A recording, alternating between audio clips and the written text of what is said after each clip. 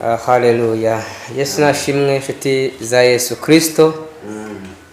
Mazina ni Dufatanye Eric, turabashuhuje aho muri rero mu mpande enye z'isi zitandukanye. Uko bisanzwe tuboherereza ijambo ry'Imana, ariko turabashimiye mwebwe mwese mudukurikirana. No kuri Imana ibaho umugisha. Tugumbiriye abarundi, tugumbiriye abanyarwanda n'abandi bose bazasobanurira batumva ururimi rw'ikinyarwanda. Uyu munsi rero none turi kumwe na pasiteri wacu hano, tutaramwakira. Turagira ngo n'ubundi umuntu wese utarakora subscribe no gusharinga na like na comment, buri kimwe cyose wabikora, Imana ikakomeza kuguha umugisha mu izina rya Yesu. Tuhaye pasiteri akanya rero kugira ngo yibwire abantu batamuzi, batamuheruka. Heruka inanga tubwira igihe. Pastor Muse tugwaye kari kugira ngo tuganize abana b'Imana. Murakoze cyane, ndabongeye ndabasuje ni Pastor Vianney. Ndabashuje cyane, Imana ibaho umugisha, kandi suje n'abakozi b'Imana batwumva baciye kuri izi channel. Imana ibaho umugisha cyane. Uyu munsi nzanye ijambo rivuga urufunguzo rw'umugisha. Imana ibikaho tudashaka. Ngo basabe kugira ngo pastor adusengere Imana kugira ngo Imana idushoboze. Reka dusenge Imana. Turagushimiye Imana yacu ikomeye, ifite ubuntu n'imbabazi idasanzwe. Ijambo ryawe ryarambwiye imbuto zimwe zigwa mu mawa, izindi zigwa mu kukara, izindi zigwa ku rutare, ariko hari izagwe mu butaka bwiza kandi zagize umusaruro. Reka imbuto zica kuri izi channel zibe imbuto zigwa mu butaka bwiza. Reka amajambo cyangwa amagambo tuvuga yawe mwami uyashyigikire. Shyigikira amagambo yawe, shyigikira iyerekwa riba kuri aba bayobozi bazanye iki gitekerezo cy'izicana. Shyigikira umugambi wose ukorwa wo gushyigikira mwami, kandi utanga umugisha ku bantu bose bumva ubutumwa. Iri jambo rize guhindura ubuzima bwabo mu izina rya Yesu Kristo wa Nazareti. Amen. Reka twihute cyane umusomya dusomera igitabo cy'Itangiriro 39:19. Reka dusome mu izina rya Yesu. 39:19 aravuga ngo shebuja yumvise amagambo umugore we amubwiye ati, uko niko umugurano wawe yangiriye, uburakari bwe burakongezwa. 20. Shebuja wa Yosefu aramujyana amushyira mu nzu y'imbohe, bakingiraniramo imbohe z'umwami, aba muri iyo nzu y'imbohe. Imana igumugisha cyane. Amen. Hallelujah. Amen. Tutarajya mu magambo menshi, ntaravuga ati titre ya magambo. Twumvise inkuru y'umugabo bita Yosefu. Umugabo bita Yosefu tumusomye afite amateka maremare. Ni umuhungu wa Yakobo mu bahungu 12 b'inzu ya Yakobo. Igihe Yosefu yavukaga yigeze agira iyerekwa. Birashoboka ko mu buzima bwawe wagize iyerekwa, ugira inzozi, kandi inzozi z'ukuri zivuye ku Mana. Izo nzozi zimuzanira ikibazo gikomeye, ariko zimuzanira n'igikundiro cyane, kuko Imana yaremye igikundiro kuri Yosefu ihereye kuri se umubyara. Bibiliya irambwira ngo aragenda mugurira ikanzu ya mbere. Ikanzu ya mbere iza ifite ishyari, bayigiriraho ishyari bene se, bamugirira umugambi utari mwiza. Iyo kanzu bagira umugambi wo kwimwambura. Birashoboka ubuzima bwawe hakaba hari ibintu byinshi byatumye butagenda neza, ariko Imana yavuze kuri wowe ni umugambi muremure ugomba gusohora. Nukuvuga urufunguzo niko shaka tuvugaho. Yosefu yari afite urufunguzo rw'Imana yamuvuzeho, irangije ikivana mu gihugu cya Isiraheli ijya kukibika mu gihugu cya Egiputa. Ntiyanakibika ahantu heza, ikibika mu nzu y'imbohe. Yosefu bene se baza kumugurisha, ava muri Isiraheli amugurana muri Egiputa kwa Potifari. Haleluya. Bibiliya ivuga ngo ageze kwa Potifari aramukunda, kuko Imana yari yaramaze kurema igikundiro kuri Yosefu.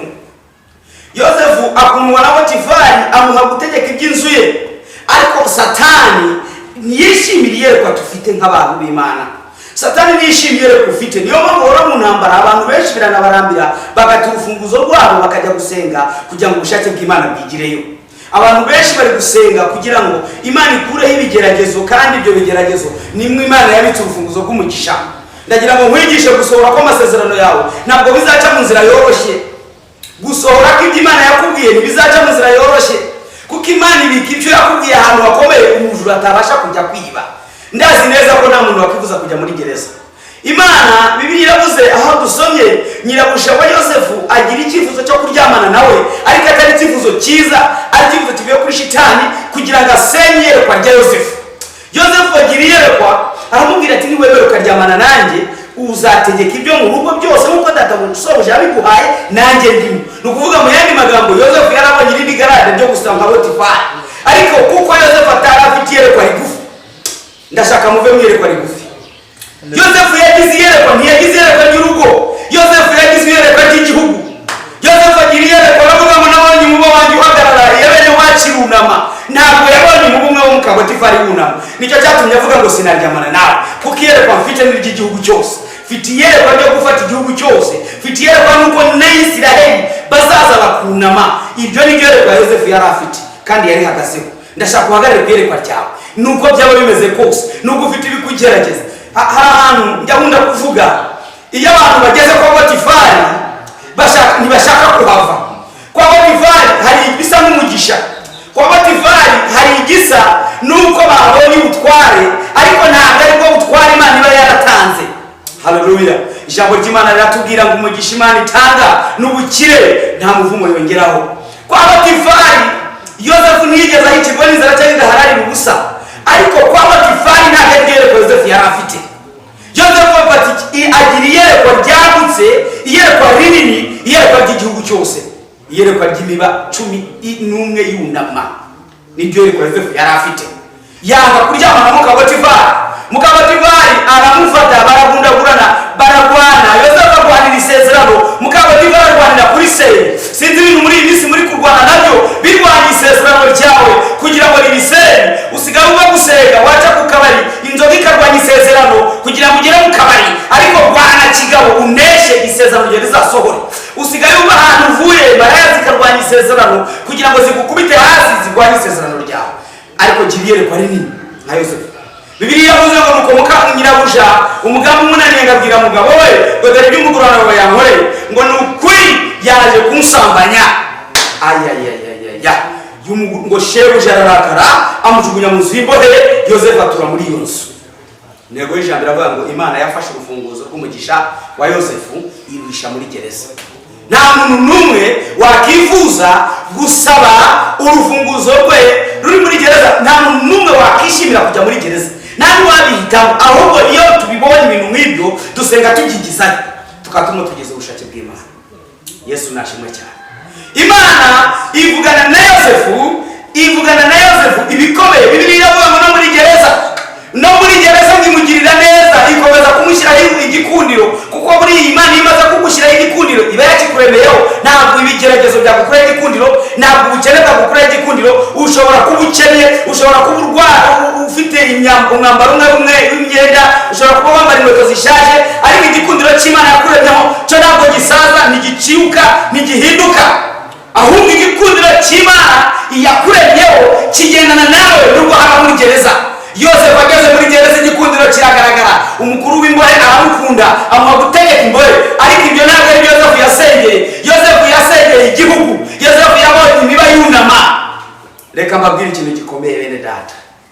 Iyo dusenga kenshi turi mu bigeragezo, dusenga tuvuga ngo Mana kurahaba abadayimoni. Maze iminsi ngira abantu ngo ntabwo Imana dusenge tuvuga ngo kurahaba inyatsi, ahubwo dusenga tuvuga ngo Mana emera ko inyatsi iva ku bantu, kuko Imana yemeye n'iki kujya, kuko Imana ntigira inyatsi. Imana ntabwo iteza abantu inyatsi, Imana ntabwo iteza abantu ibyaha, ariko ishobora kwemera bikakugeraho. Ntabwo Imana yateje gereza kuko nta cyaha yari yayikoreye, ahubwo yaremeye gereza imugeraho, kuko ari naho yari yabitse urufunguzo rwe rw'umugisha. Haleluya. Imana ntiyigeze iteza Daniyeli kuba mu rwobo rw'intare, ahubwo yaremeye urwobo rw'intare rujyamo, kuko nawe yabitse urufunguzo rw'ubutware. Abantu bamurwanyaga ibintu ibyamubyigaga byagombaga kubanza kuva mu nzira. Mu nzira yo kuva mu nzira rero byateguye urupfu. Biravuga ngo ubwo munyabyatukura ari buzarugwamo.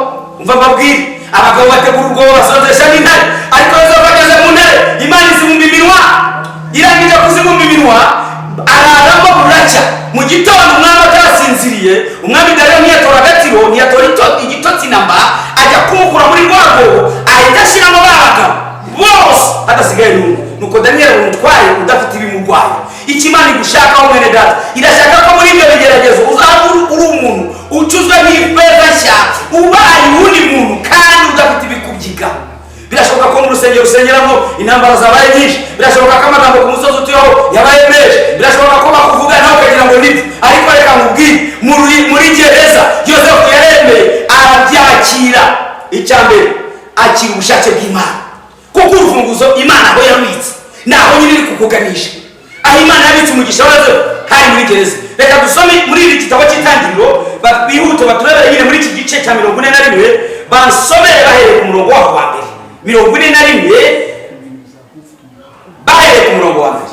Reka dusome mu izina ry'Itangiriro igice cya 41 Itangiriro umurongo wa mbere. Yego. Yosefu asobanura inzozi za Farawo. Yosefu asobanura inzozi za Farawo. Imyaka 2 ishize Farawo arota ahagaze iruhande rw'uruzi. Reka mwihutishe mwene data ajya ku mirongo 37. Soma 37 twumve.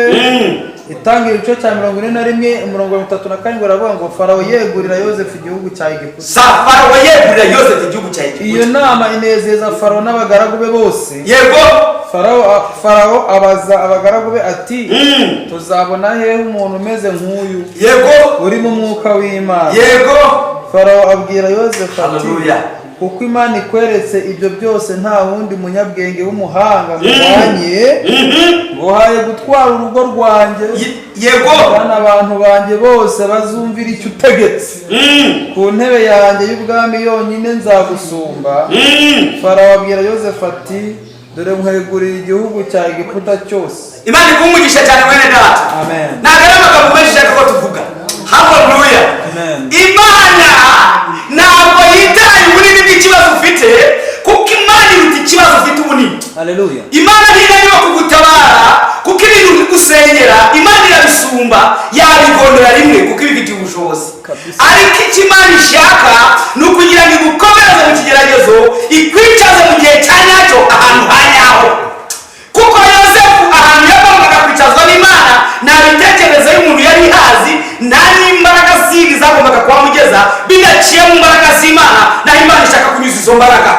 Ijambo ry'Imana ryari muri iyo gereza ngotorezo z'abantu babiri, iyo nkuru iragenda igera ibwami, umwami bimaze kumushobera, abapfumu n'abakorikori bibarani. Reka mbabwire ikintu mwa bantu b'Imana, ntabwo umugisha w'Imana ari ubanza imbere, hari ibindi bintu bibanza byigaragaza, kubibanza kugaragara, bibanza kwishyira hejuru, ariko nyuma y'ibyo bintu hari imbaraga z'igizi.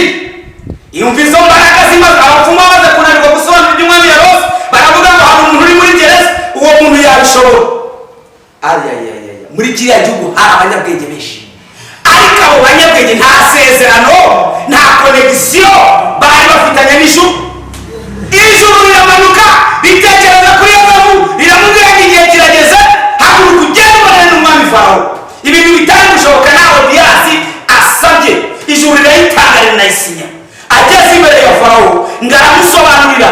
Farawo Bibiliya iratubwira ndanezezwa cyane niyo nama, ngahita nanavuga ngo mbese mwese mwicaye aha hari uwaboneka uri mu bwenge nk'ubw'uyu mugabo? Uwo ni wa wundi bakuze yambaye ubusa, uwo ni wa wundi wari muri gereza arengana, uwo ni wa wundi bameze batabuyeho ikanzu bakayishyira se ngo yapfuye ndetse se agakora ikiriyo. Uwo ni wa wundi makanzu yose yamunyuze imbere akayambara akayihanganira. Yari ageze ku ikanzu ya finali, mu ijambo rikomeye umwami amubwira ngo nkwegurira igihugu cya Egiputa. Reka mubwire mwene data aho wicaye, wikwisuzugura, kuko Imana ishobora kukwegurira igihugu, Imana ishobora kuguha ukajya ugahaha ukanasanga. Reka mbabwire, irufunguzo rw'umugisha Imana yarusanzwe twifuza ko ruba. Niyo mpamvu buri munsi uri kujya mu butayu usenga wirukana, kandi wirukana ubushake bw'Imana. Waretse ariko bakakuvuga, waretse bakaguseka, waretse bagakora ibyo bashaka, urwo rufunguzo kuri muri sati numara kwemera ugahagarara mu mwanya Imana igushakamo, uzagera aho Yosefu yageze. Iyerekwa rya Yosefu ntabwo ryari ryo kwa Potifari, iyerekwa rya Yosefu ryari ry'igihugu cyose. Bamwiyerekwa ryagutse, kandi menya aho urufunguzo rwawe ruri.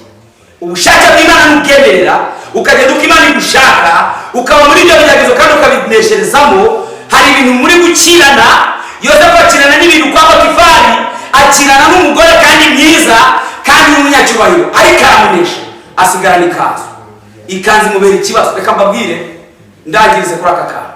Yosefu yarafite ikanzu ya mbere yambitswe na se inziza idasa n'iz'abakuru, izana ishyari, iryo shyari ritera ko bayimwambura bayishyira mu maraso y'ihene.